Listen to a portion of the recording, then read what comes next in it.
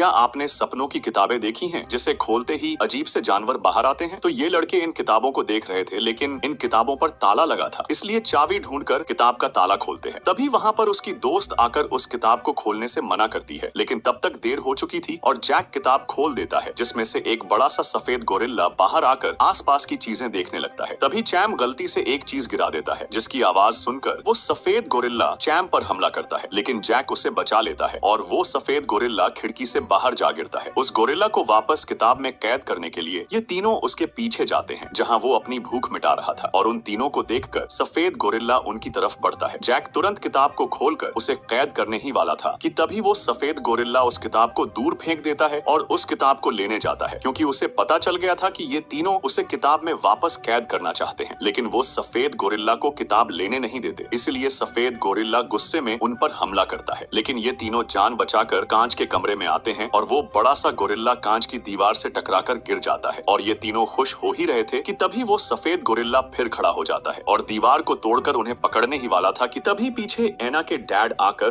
किताब को खोलते हैं, जिसे वो सफेद गोरिल्ला किताब में खिंचा चला जाता है और उस किताब में हमेशा के लिए कैद हो जाता है। नेक्स्ट पार्ट के लिए सब्सक्राइब करें।